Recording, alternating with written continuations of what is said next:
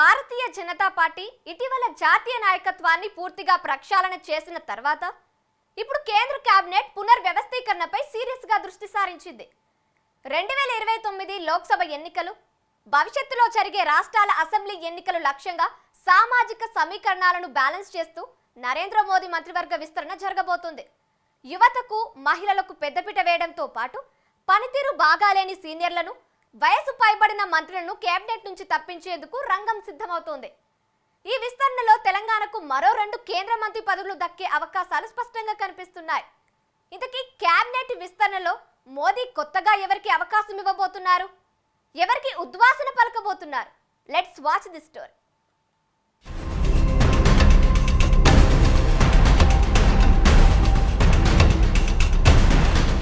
కేంద్ర మంత్రివర్గ విస్తరణకు ప్రధానమంత్రి నరేంద్ర మోదీ రంగం సిద్ధం చేస్తున్నారు. జాతీయ నాయకత్వాన్ని సమూలంగా మార్చివేసిన బీజేపీ అధిష్టానం రాబోయే 2029 సార్వత్రిక ఎన్నికలే లక్ష్యంగా ఈ కేబినెట్ కూర్పును అత్యంత వ్యూహాత్మకంగా ప్లాన్ చేస్తోంది.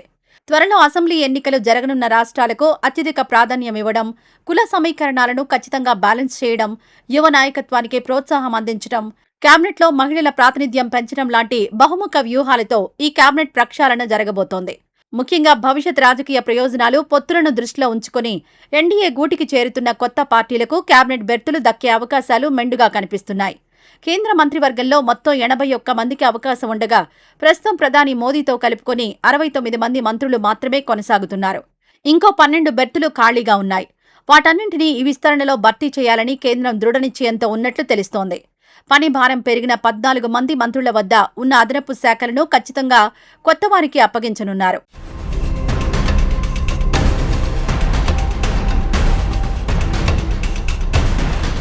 ఈ కేబినెట్ విస్తరణ తెలంగాణ రాష్ట్రానికి శుభవార్త తీసుకురాబోతోందని ఢిల్లీ వర్గాల్లో గట్టిగా ప్రచారం జరుగుతోంది. ప్రస్తుతం కేంద్ర మంత్రివర్గంలో తెలంగాణ నుంచి 2 మాత్రమే ప్రాతినిధ్యం ఉంది. జి కిషన్ రెడ్డి బొగ్గు గనుల శాఖ కేబినెట్ మంత్రిగా, బండి సంజయ్ కేంద్ర హోంశాఖ సహాయ మంత్రిగా అత్యంత కీలక బాధ్యతలు నిర్వర్తిస్తున్నారు. అయితే తాజా పునర్వ్యవస్థీకరణలో రాష్ట్రం నుంచి మరో 2కి కేబినెట్లో చోటు దక్కుతుందనే బలమైన చర్చ సాగుతోంది. ఆశావహుల జాబితాలో మహబూబ్నగర్ ఎంపీ, జాతీయ నాయకురాలు డీకే అరుణ పేరు ప్రముఖంగా వినిపిస్తోంది.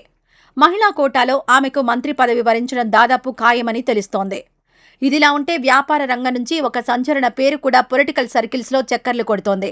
టాటా సన్స్ చైర్మన్గా ఇటీవల అనూహ్యంగా తప్పుకున్న నటరాజన్ చంద్రశేఖరన్ త్వరలో ప్రత్యక్ష రాజకీయాల్లోకి ఎంట్రీ ఇవ్వనున్నారని ప్రచారం జరుగుతోంది. కేంద్ర కేబినెట్లో టెక్నోక్రాట్ కోటా కింద ఆయనకు నేరుగా అవకాశం దక్కవచ్చన్న ఊహాగానాలు ఢిల్లీ స్థాయిలో జోరందుకున్నాయి.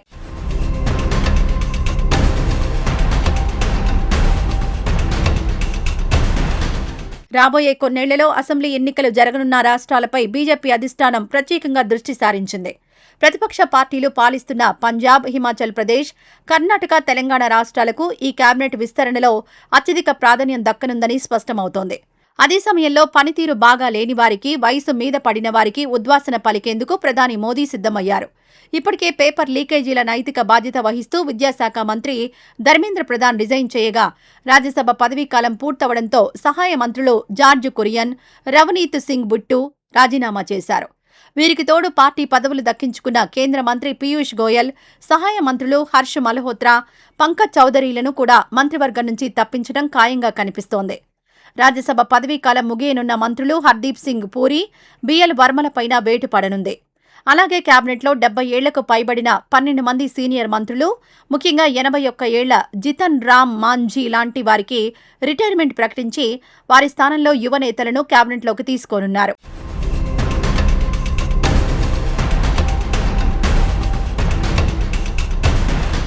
విపక్ష ఇండియా కూటమిలోని కొన్ని పార్టీలకు చెందిన రెబల్ గ్రూప్స్ ఇటీవల ఎన్డీఏతో జట్టు కట్టడం జాతీయ రాజకీయాల్లో ఆసక్తికరంగా మారింది.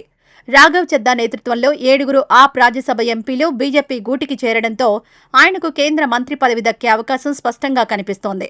అలాగే కాకోలి ఘోష్, దస్తీదార్ నేతృత్వంలోని టీఎంసీ రెబల్ ఎంపీల గ్రూప్ నుంచి కూడా ఒకరికి మంత్రి పదవి దక్కే ఛాన్స్ ఉంది.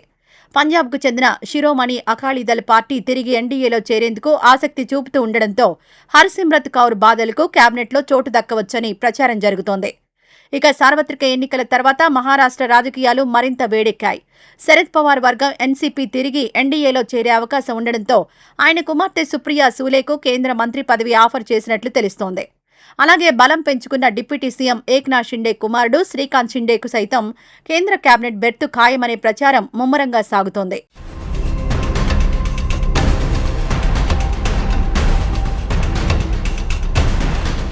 ఒక వ్యక్తికి ఒకే పదవి అనే సిద్ధాంతాన్ని పక్కాగా అమలు చేసే బీజేపీ ఈ కేబినెట్ విస్తరణలో కొందరి విషయంలో మాత్రం ఆ నిబంధనను సడలించనున్నట్లు తెలుస్తోంది.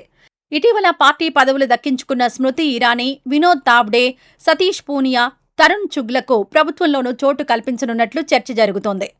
మరోవైపు కేంద్ర మంత్రివర్గ పునర్వ్యవస్థీకరణ ఊహాగానాలకు సీనియర్ నేత కేంద్ర మంత్రి నితిన్ గడ్కరీ వ్యాఖ్యలు మరింత బలాన్ని చేకూర్చాయి. నాగ్పూర్లో జరిగిన ఓ కార్యక్రమంలో ఆయన మాట్లాడుతూ తన బాధ్యతలను కొత్త తరానికి అప్పగించాల్సిన సమయం వచ్చిందని సంచలన వ్యాఖ్యలు చేశారు. ఈ వ్యాఖ్యలతో గడ్కరీ స్వచ్ఛందంగా రిటైర్మెంట్ తీసుకుని కొత్త వారికి అవకాశం ఇస్తున్నారా అన్న చర్చ జాతీయ రాజకీయాల్లో మొదలైంది. ఆయన ఆఫీస్ ఖండించినప్పటికీ ఆ వ్యాఖ్యల వెనుక ఉన్న అంతరార్థం కేబినెట్ ప్రక్షాళనే అని స్పష్టమవుతోంది. మొత్తంగా మోదీ 3.0 కేబినెట్ విస్తరణ దేశ రాజకీయ ముఖచిత్రాన్ని మార్చేలా భవిష్యత్తు ఎన్నికలే టార్గెట్గా కనీ విని ఎరుగని రీతిలో జరగబోతోందన్నది కఠిన వాస్తవం.